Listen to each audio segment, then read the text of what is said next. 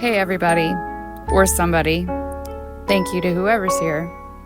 Welcome to the channel and to the first episode of Draw or Die Actually.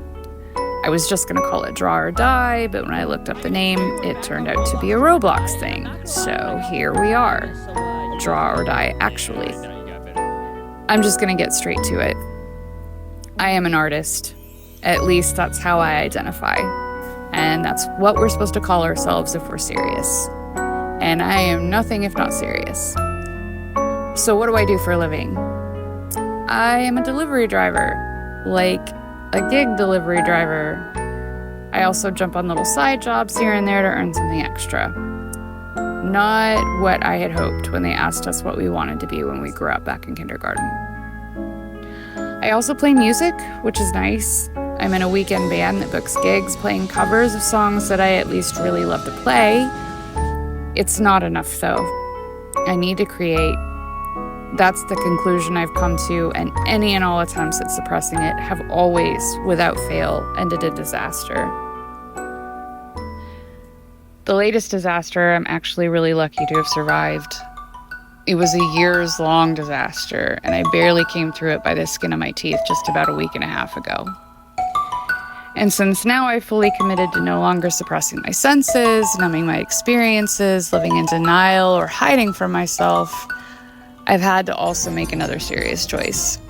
Do I jump back onto the merry-go-round of going through the mundane motions of a life that I don't want, at a job that slowly kills me with no time left at the end of the day to be who I am? The same road that always, without fail, ends in the kinds of disasters that have quite literally nearly killed me. Or do I learn to create? Do I draw or do I die? I think maybe I'd like to skip the latter for now. A little background. I've always leaned into art. I've always drawn, played music. I've always written stories, songs, and poetry. I've dabbled in hobby-style indie film and photography. Art was always my safe space.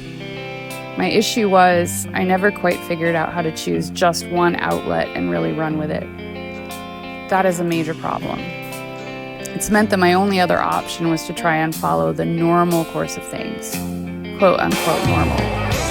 You know, get married, have kids, work somewhere you don't want to be, etc., etc.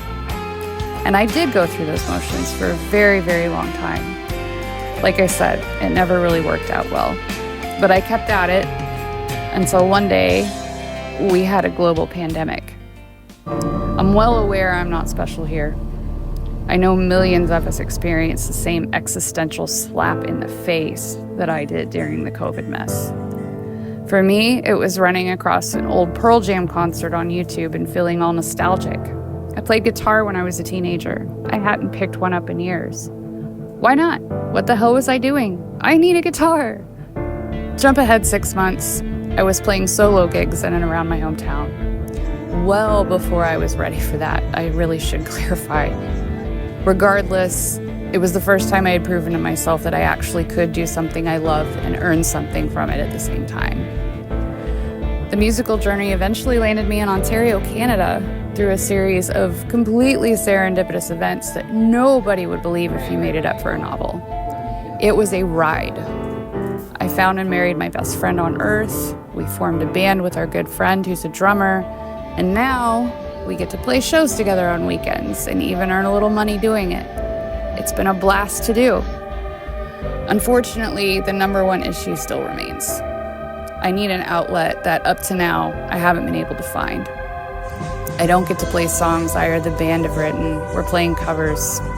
I'm not creating something out of my experience to share with others and meet them in their experience. That's what I really need to be doing. It's what I've always needed.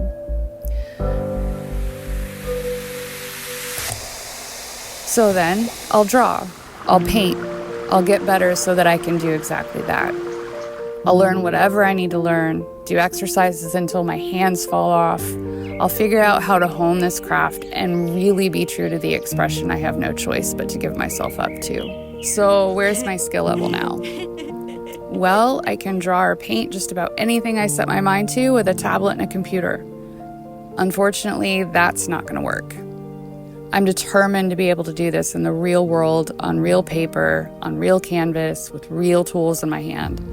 The crutches of cutting out pieces, moving them around on a screen, resizing, warping things to fit, those haven't done anything but damage my real world abilities.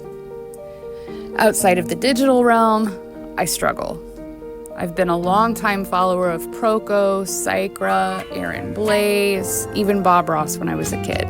I'll link the YouTube channels in the description. To the 29th Joy of Before Painting moving series. to Canada, I spent long hours on figure drawings, animating, shaping 3D sculptures and models in Blender, learning the Loomis method, skimming the surface of anatomy, all the things. At present, though, I'm rusty at best. And just as a pretty important side note, I'm pissed at my lack of ability to suggest. An area of focus for me will always be rendering because I love realism, but I'm determined to learn Impressionism. It's beautiful, it's expressive, and it's necessary to the kinds of art I know I'll want to be able to pull from.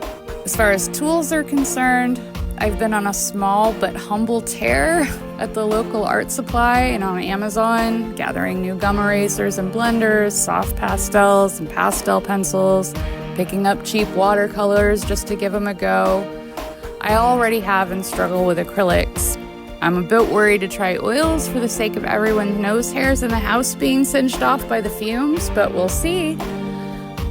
It's timeless. It's a great medium. It lasts lifetimes if you manage to get something good down on canvas. Charcoal's covered, graphite's covered. I spent the last week going apeshit on my workspace like a pregnant woman nesting for the birth of Picasso.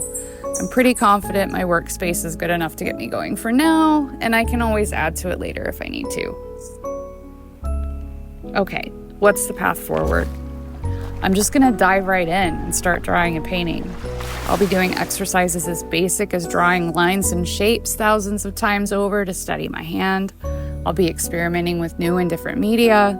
Right now I'm working with soft pastels and I'm loving it, except for landscapes. I'm apparently terrible with pastels and landscapes. I'm limiting my research for now to bite-sized bits outside of tutorials and reference material. That'll change soon enough. In the very immediate future, I'm just gonna jump right in and start getting my hands dirty. So there we have it. Where I came from, where I went, the resulting train derailments, and the answer to the vicious cycle I have always found myself in. I need to create, period. It's gonna be frustrating. Our ears are always outpacing our skill level in music. Our eyes are always outpacing our hands when we practice our art. All we see is our mistakes. That's for a reason, though, I think. It's not to quit, it's to dig in harder. It's slow, it's every day, but it's necessary. And if you're like me, it is inescapable. We are artists. If you want, you're welcome to follow with me as I figure all this out. I don't know what it's gonna look like a year from now or 5 years from now. I have no idea. Like Stephen Pressfield says in The War of Art, I'm just gonna put my butt in the chair and do the work. I'm gonna trust the process and let go of all the what ifs and it'll never works. The War of Art is a book worth reading, by the way. I'll link it in the description. For now, my aim is just to capture the specific things I'm doing to deepen and broaden my skills each week, along with the ups and downs of the process, and release a melted down version of those experiences once each weekend. We'll talk about the level ups, the struggles, the proud bits, and all the cringe-provoking screw-ups along the way if you decide to hang around. If you do have the same feelings or experiences I do, or at least some of them, if you've been on the same stupid merry-go-round I was stuck on for so long and you want to escape it for good, my wish for you is that you can finally allow yourself to jump off and know you don't have to walk on this path by yourself.